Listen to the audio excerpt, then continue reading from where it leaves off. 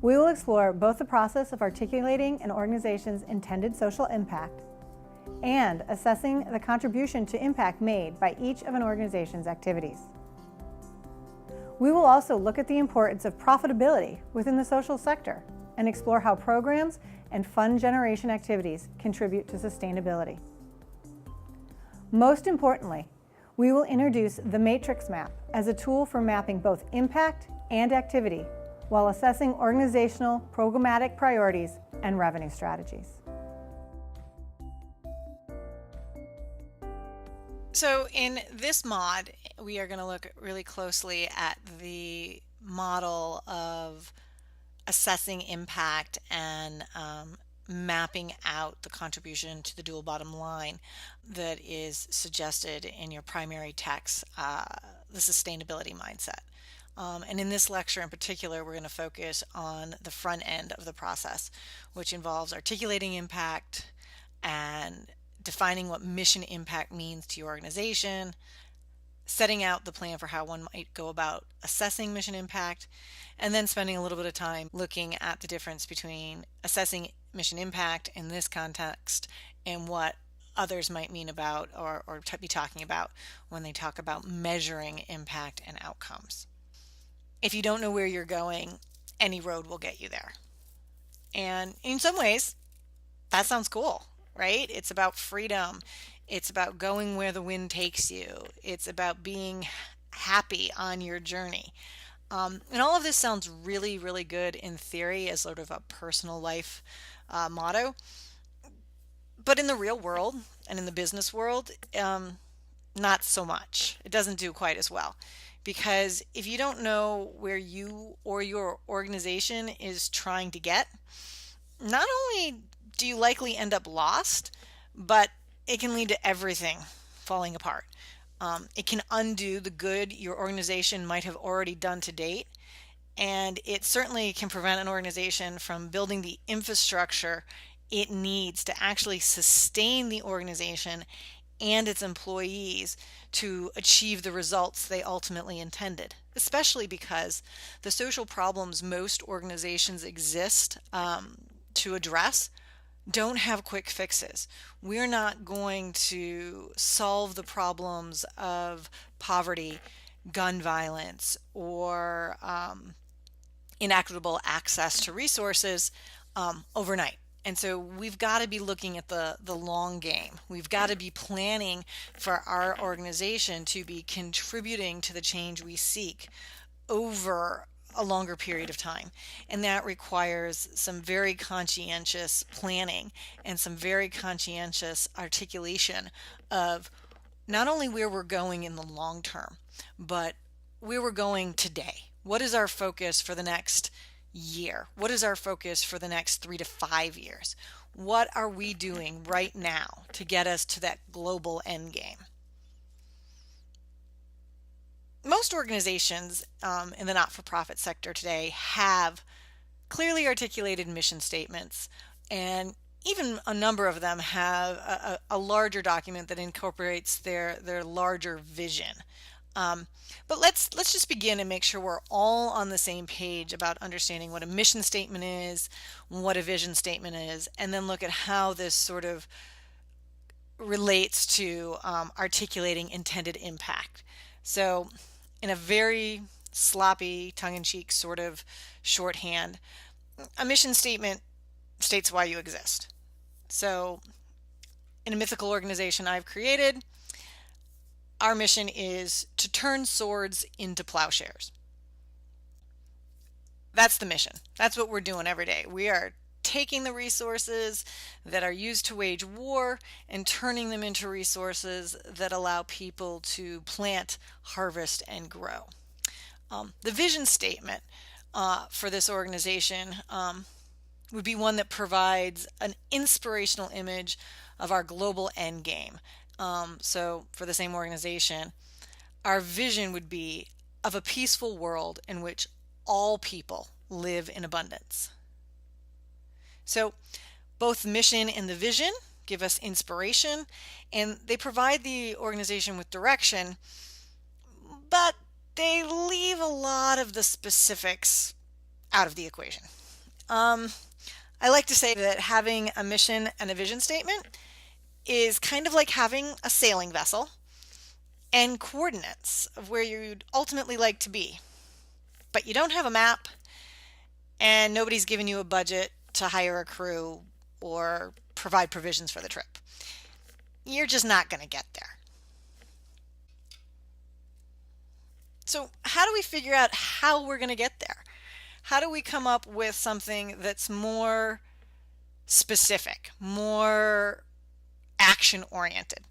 And so the text suggests that there are 5 questions to consider when an organization is looking to tease out its immediate intended impact. What's the problem the organization is seeking to address? If the organization went away, who'd care? Who are the primary beneficiaries of the organization's efforts? What is the region the organization is hoping to impact? And what does success look like, and how might it be measured? Now, a lot of these questions sort of fall into information that we might glean from an organization's theory of change, or be able to figure out by looking at a articulated logic model. But the statement of intended impact is a little different, and it's a little more action oriented and focused specifically on what we're doing now. What subset of activities are we focused on that will contribute to the end vision we seek? So, to kind of help you get your arms around how a statement of intended impact might sort of bridge the gap between mission and vision, I've come up with, again, another theoretical organization that has a mission statement of lifting up the next generation by supporting women and girls. Somewhat vague, but focused on who they're helping and the support they're providing. The vision statement for this organization is a world in which no professional gender inequality exists and where all people can provide for themselves and their families. Where the statement of an intended impact comes in is it helps us get from this more general idea of supporting women and girls to this vision of a world where people are able to provide for themselves and their families with some narrow, specific, actionable items. And so for this organization, it's support women and girls in Massachusetts between the ages of 10 and 18 to enable them to graduate high school. These are very specific things. We know the size of our population, we know where the population lives, and we're giving ourselves a measurable goal. Our efforts should all culminate in a greater percentage of girls in our area and target age graduating from high school.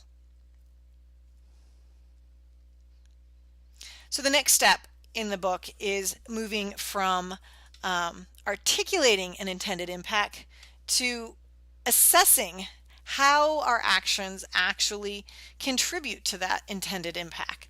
And they call it assessing mission impact. And it is suggested that you assess the mission impact of each of your organization's various programs and major activities.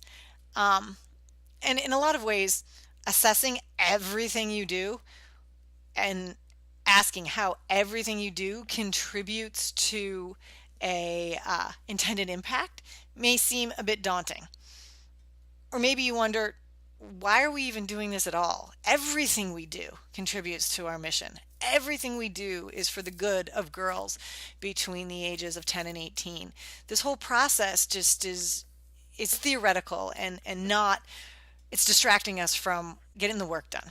And I've heard both of those approaches to sort of strategic planning, to any sort of evaluation, that it's not the frontline work. But I have to tell you, it really is amazing what you can learn by simply applying some basic criteria to each activity and then critically evaluating whether or not and how much it actually contributes to your intended impact and your financial bottom line. The results can quite often be surprising for senior management and the board. So the first step in assessing mission impact of your activities is actually defining which programs to map and thinking about how to categorize them. So in the text, the authors call attention to three possible ways managers might define the scope of their programs. They might look at it by activity, by geography, or by funding source. In most cases, looking at activities is more useful to an organization when it's trying to decide which programs to grow or which programs to quit or which programs to fund when there are limited resources. However, there may be times when geographic mapping is illustrative. One of the times in which geography may actually be a beneficial way of looking at an organization's opportunities is if an organization is considering a merger. And you have to ask some hard questions about whether or not extending resources to a greater field of service or to a secondary community is really of equal value to the organization, and it's something that the organization could sustain in a way without jeopardizing the intended impact it might have on its primary community or the first operating area in which it was in. However, once you do decide, if you do this process looking at geography and you decide that the merger makes sense, you're going to have to go back and then look at the activities you provide in both areas and determine the activities contribution to intended impact. So it's not really activity versus geography. It probably ends up being geography as a first pass, followed by an assessment of mission impact by activity. A second way that the book mentions some organizations have tended to want to organize their activities is by funding source. Well, we get government contracts, and let's look at the government contract work that contributes to our mission and contributes to our bottom line. Or we get after school funding that is very, very restricted from this private foundation, and it makes up a big part of our board budget. So let's look at that. I agree with the authors in that mapping by funding source is never a good idea.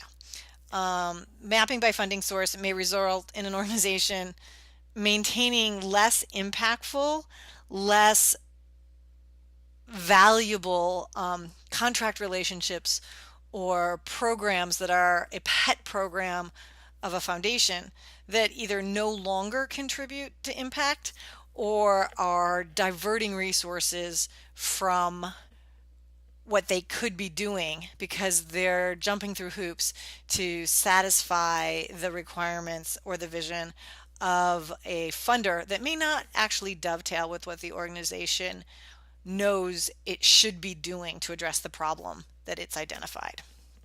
But once you've sort of decided how you're going to organize, I find that most organizations find that moving forward with mapping, and they actually enjoy the conversation that allows them to then produce a matrix map. So I'd like you to just take a minute, you can pause the video if you'd like, to think about the mission activities of one or even two of the organizations that you've been investigating throughout the course of this class. What immediate activities, what immediate programs jump to your mind that this organization should determine the mission impact of? Can you clearly say, yep, they do 4 programs and those programs are, or they're involved in 3 different approaches to supporting women and girls, and those 3 approaches are? Well, it might be easy to have identified the mission or program areas that one of your organizations should map. Figuring out exactly what fund development programs or what funding activities an organization might want to map out on their matrix map is a little less intuitive. But what you really want to focus on and what you want to understand for your organization are what are its unrestricted funding generations?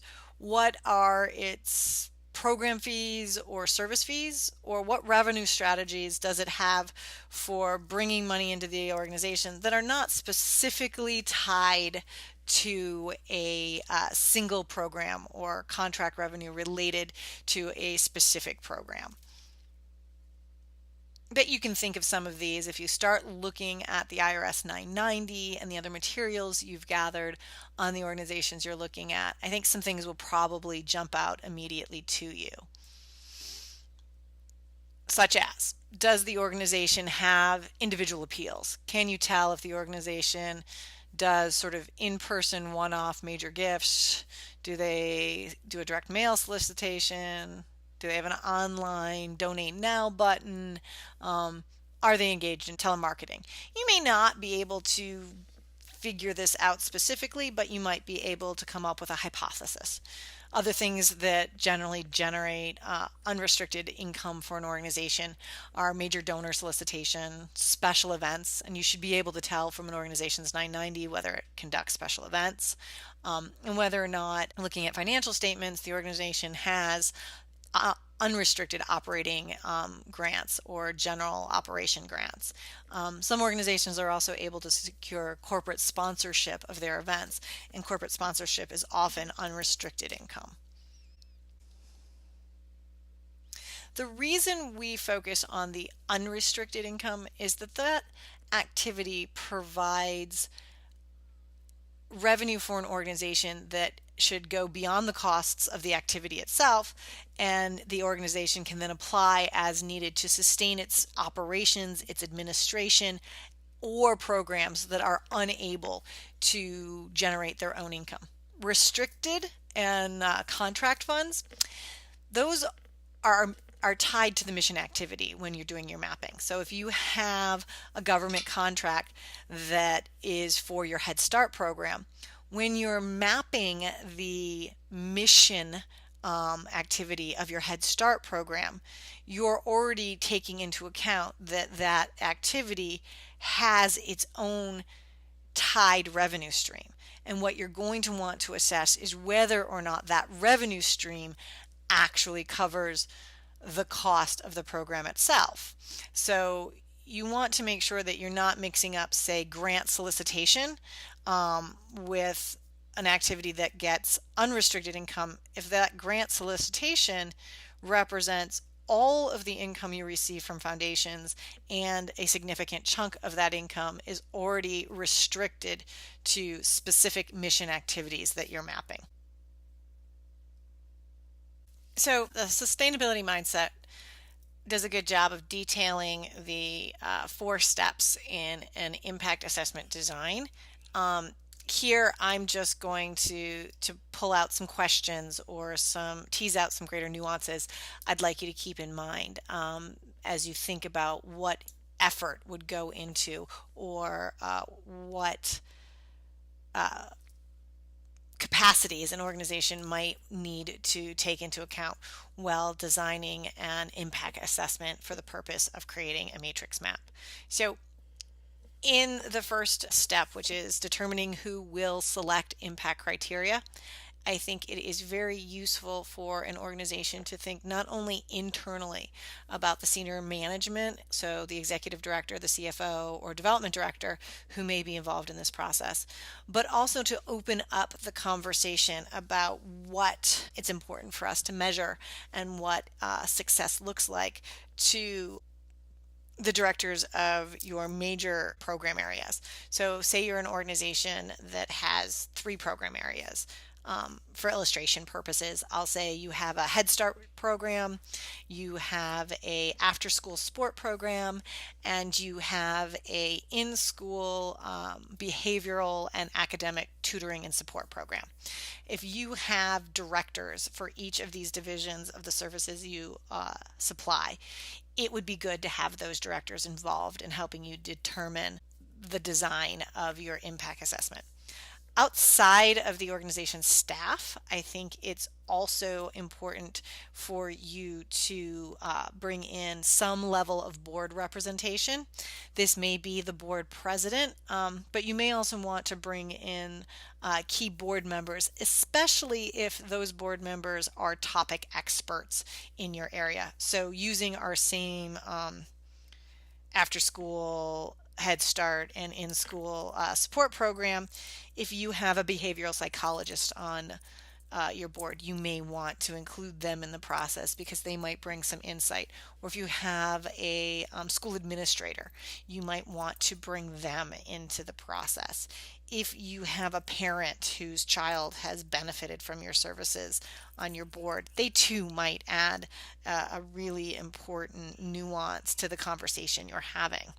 Um, if possible, and you have a good working relationship with funders, I would strongly suggest that you consider inviting those funders to participate in helping you determine your impact criteria. They can tell you what they hold as important measurements of success, what they're looking to understand or see from an organization that's operating in your space, and they can tell you what they know other organizations or other funders are trending towards valuing or making important criteria.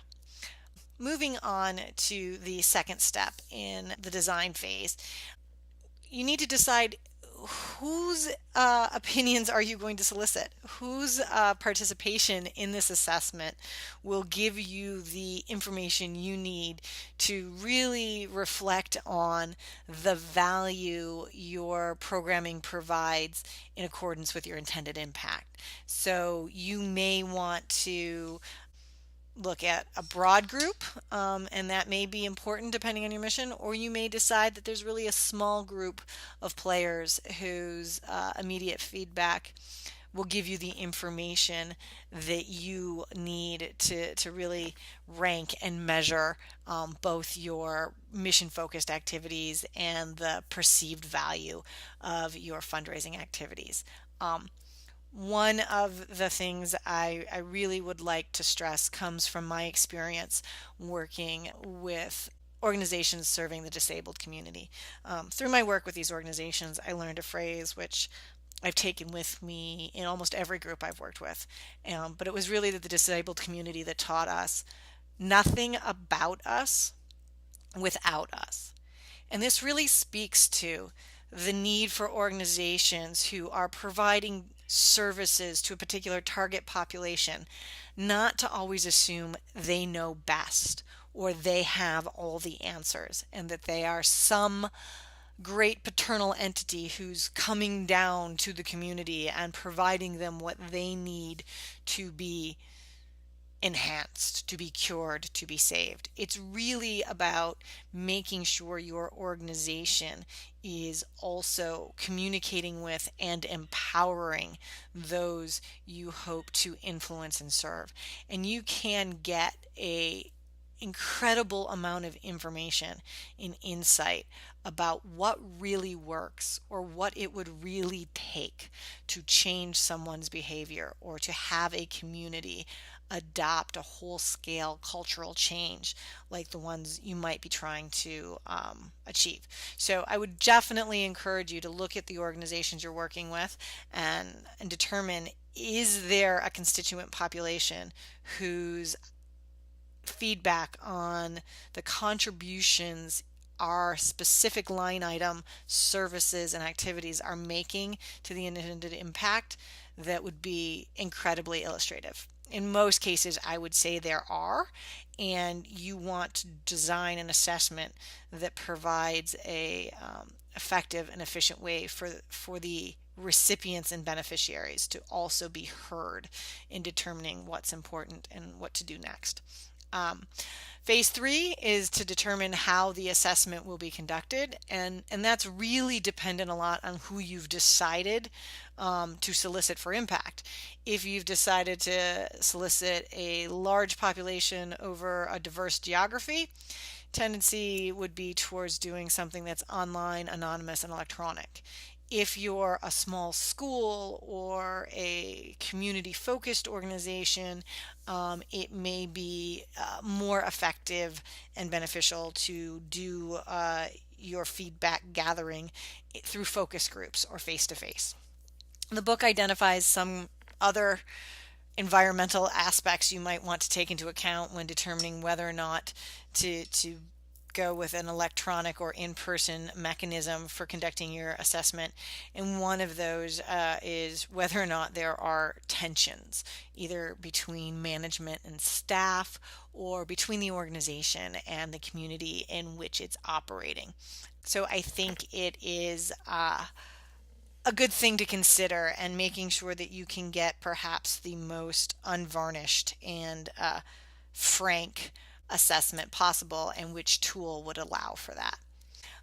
Finally, final stage, once you have decided what the impact criteria are, whose feedback you are going to solicit, how you are going to gather that feedback, it's really important for you to go that extra mile and actually communicate all of the choices you have made to date, to share with people what the criteria are, why you decided to solicit this subset of the population, and why you decided what tool you were going to use.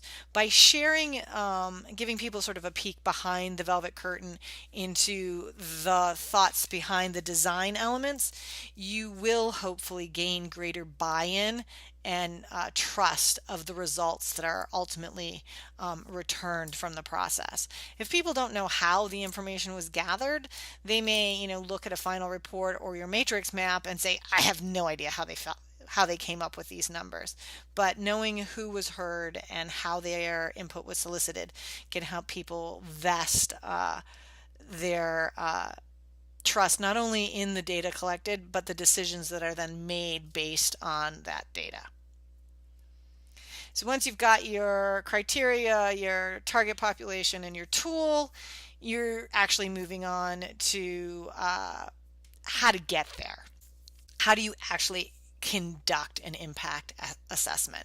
And so I think really interesting to me, and what I would say is a true evidence of the authors of this book practicing what they preach, is their discussion on how organizations using the matrix map should now select only 4 impact criteria, and that they really lean in and say that there are 2 mandatory criteria.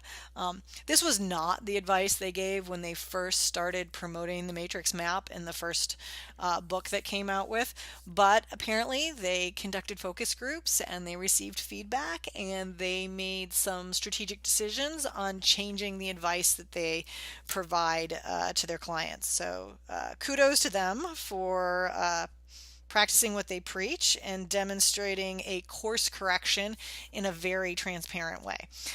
So just, to highlight in case you lost it, the 2 mandatory criteria are assessing whether or not a program or activity contributes to intended impact, and whether or not the organization has the ability to excel in the execution and service delivery in that area. Then with the remaining criteria that they suggest, they say that the organizations should choose 2 that are most relevant to them.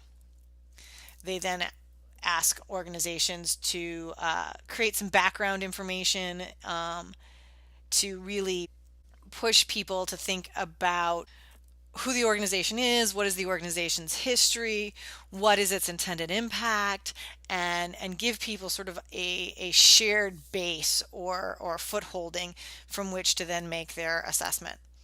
The third step is to actually create the tool, and that involves, actually putting together a workable survey or template or questionnaire that elicits the feedback from your assessment participants. I would strongly recommend that once you create the tool, beta it.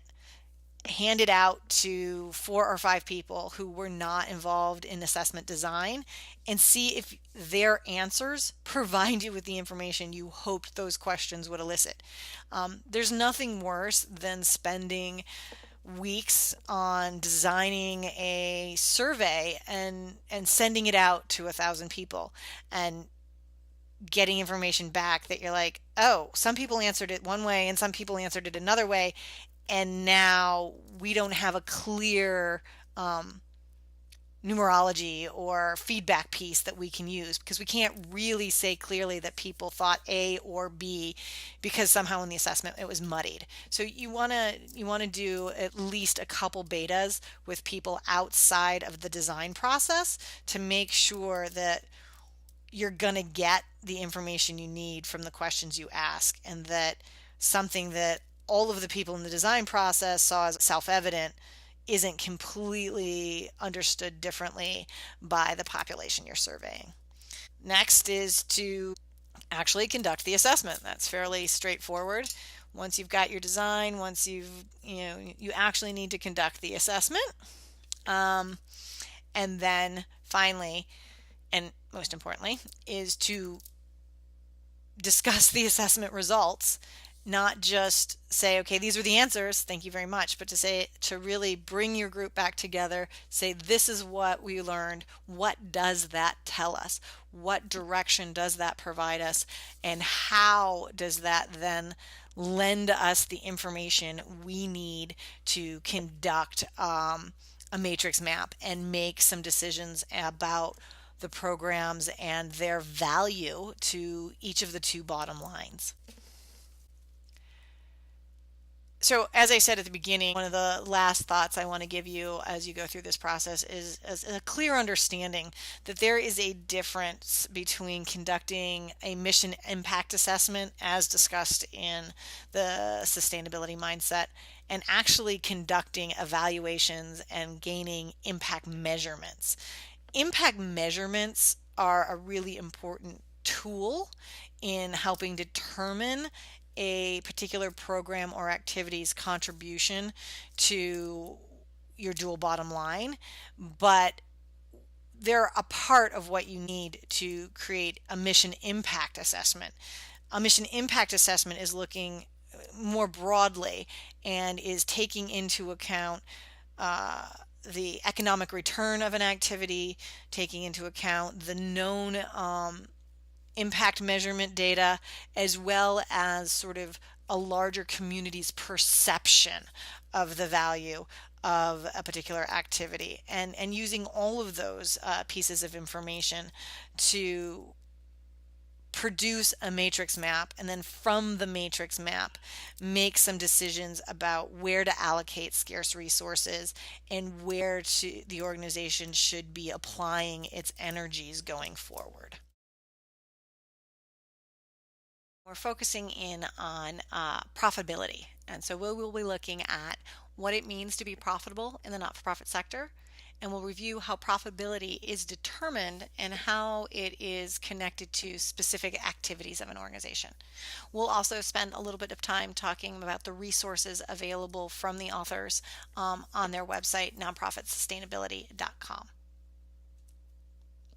So the first point here I'd like to make is, yes, nonprofits can and should make profits. I can't tell you how many times I've heard over the course of my career, we can't make a profit, it will threaten our 501c3 status.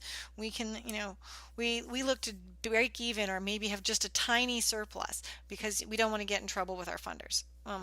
That's just not the case. All nonprofits need to generate a profit.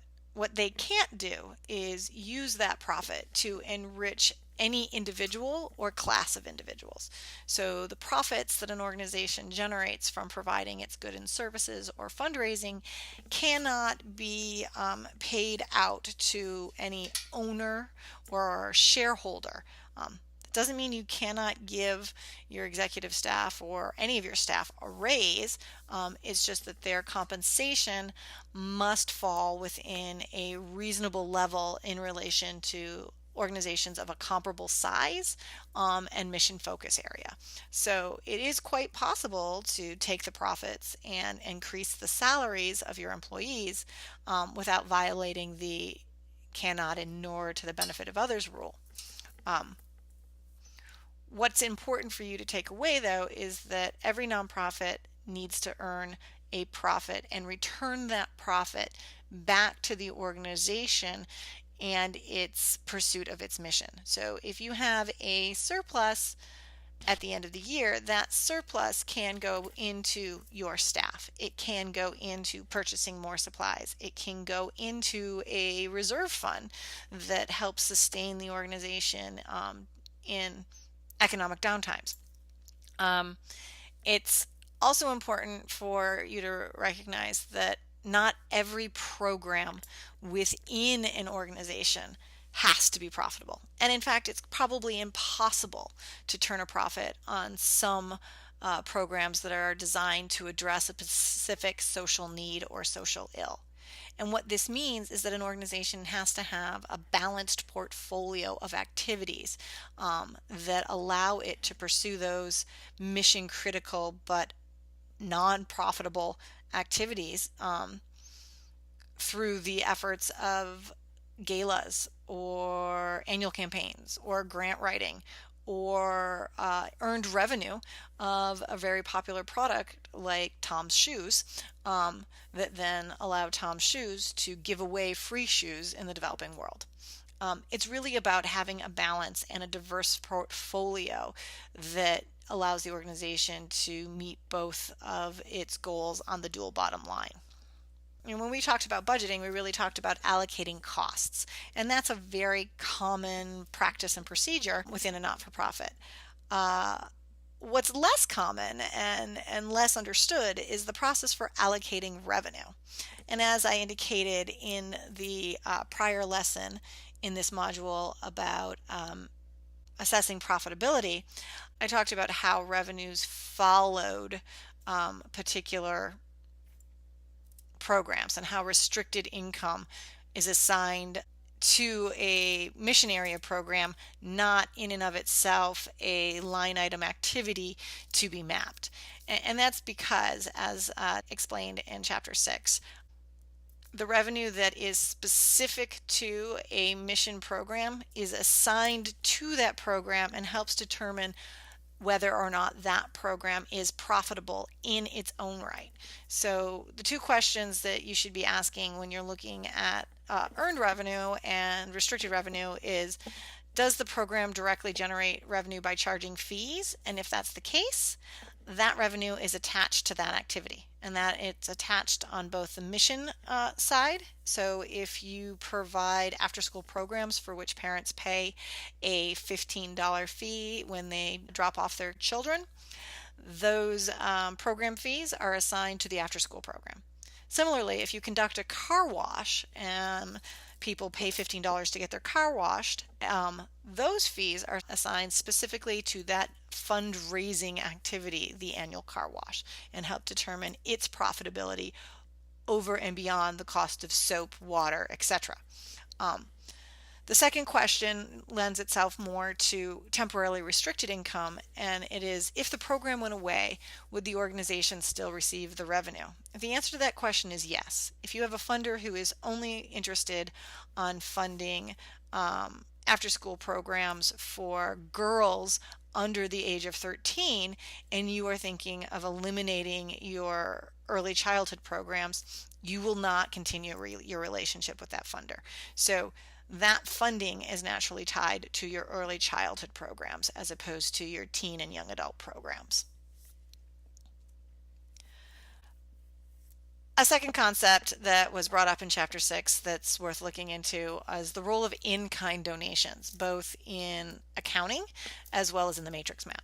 In accounting, most often in-kind donations result in a net impact of zero because the donated item is usually deployed in the pursuit of the organization's mission, and it will experience a corresponding expense in value of an equal value to the donation. So if the organization receives donated space for that car wash that would have a daily rental value of $1,000, but they get it for free, that's a $1,000 donation.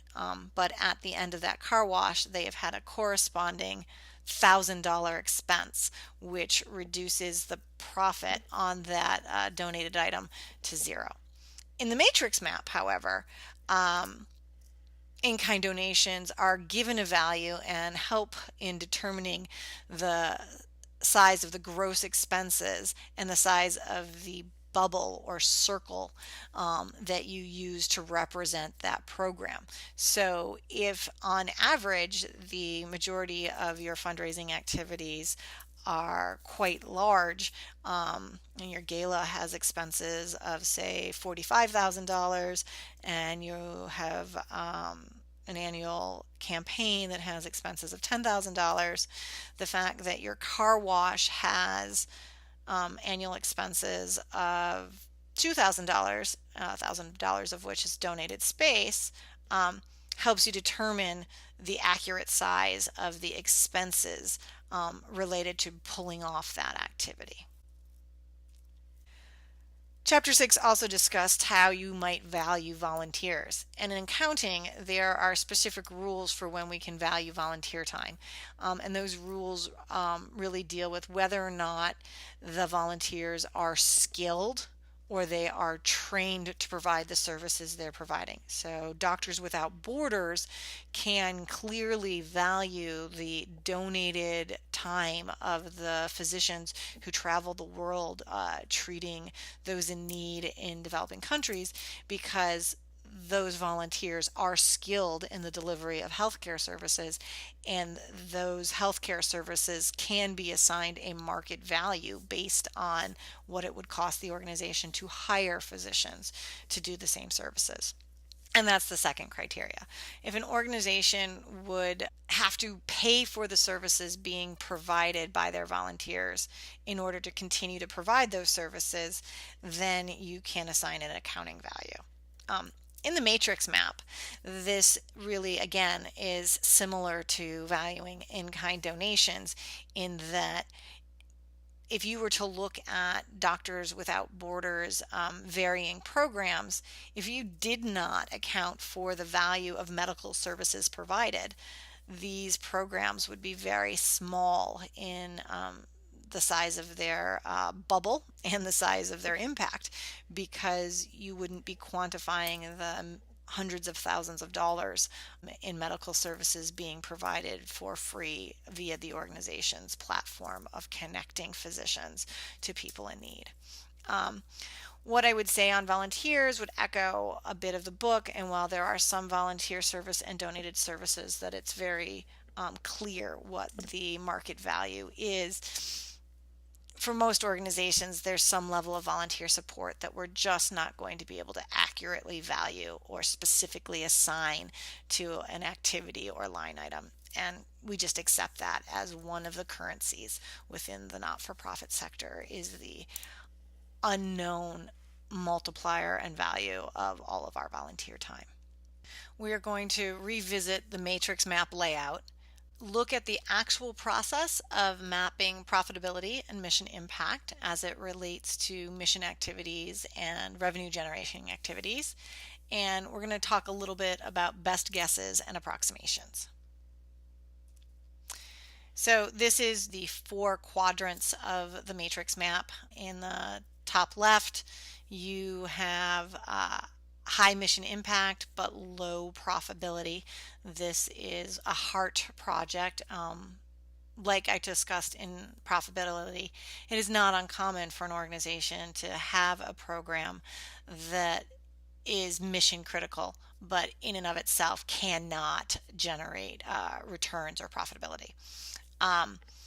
On our upper right, we have the high mission impact and high profitability, and this is often programs for which there is a substantial government contract that is right in the organization's sweet spot, or there is a significant funder alignment with the target population served, the services provided, or the region, and there is significant restricted funding for that program.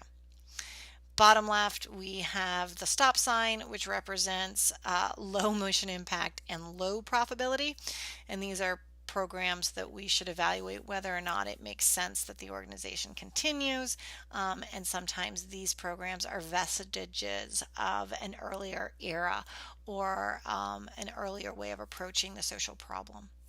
in the bottom right, we have the money tree, and this is low mission impact but high profitability. And ideally, we will have fundraising activities or revenue generating activities that fall into this category, but we make plans to sort of inch them closer and closer to the upper quadrants of impact, where we work to align those things for which generate resources for us with our mission. It will be very useful for you to go to the nonprofitsustainability.com website and look at the fact that they have provided you with 3 versions of the matrix map template. They have a version in Word, they have a PDF version. Those two are virtually identical. And then they actually have created a matrix mapping tool in Excel.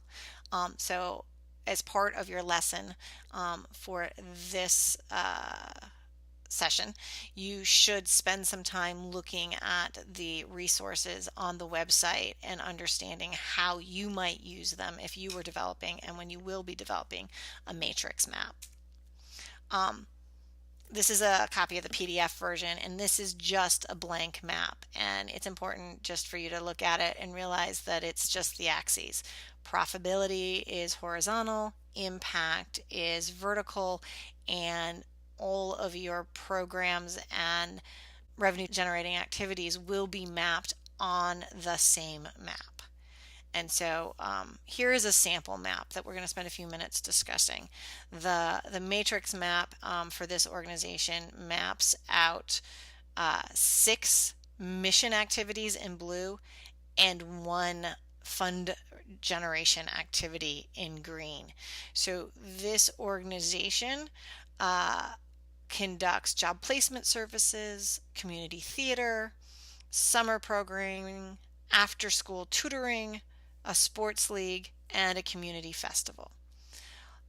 The organization, through assessing mission impact, has assigned impact values to all of these programs, and their size is determined by their cost structure, and then their placement on the impact axis is based on the combined score that they received from 1 to 4. So you can see that there are 3 of their activities which are clearly in their impact zone. They are a 2.5, or a 3, or 4 in mission impact. There are also 2 activities that seem to fall into the bottom left quadrant of impact, and that's community theater and job placement services. Even though they're smaller in cost structure, they are also limited in the direct impact to the articulated impact this organization wants to achieve. The community festival is sort of struggling to break even both on the profitability and, well, on the impact scale. Sorry, it's having some impact above the line, but it's not fully there. It is the largest activity of the organization, and in terms of cost structure, and it sort of straddles between being a star program and being a money tree, and that probably indicates that this program is not in detriment of being cut, but it might indicate that the organization might look to further align its community festival with its mission so that it can increase that program's mission impact. We look at that it does have a money tree program, and that is individual donors. It solicits individual donors, and those individual donors provide unrestricted revenue to the organization. They're not doing a lot with those individual donors to bring them into alignment or provide them with an education that aligns with the mission, and that's the case for most organizations, and that's just an activity that seems to be working for them. what you can see is that they must charge fees for the majority of their other programs. Now, those fees may not, as in the case of the job placement and the community theater, they're not enough to make the program profitable, but they do generate some return for that activity. It's really important in doing the matrix map that you give me that narrative. You say, I'm looking at X organization. I have identified the following 4 programs, and those programs are X in size and have received a rank of blah in mission impact value scoring. And then you can say, I've looked at these 3 resource generating activities and they have returns of X, Y, and Z, and then they are mapped on my matrix map accordingly. And here's the legend, which explains and shows me that you know that the blue circles are one thing, the green circles are another. You've mapped them within a spectrum of costs and impact that make coherent sense.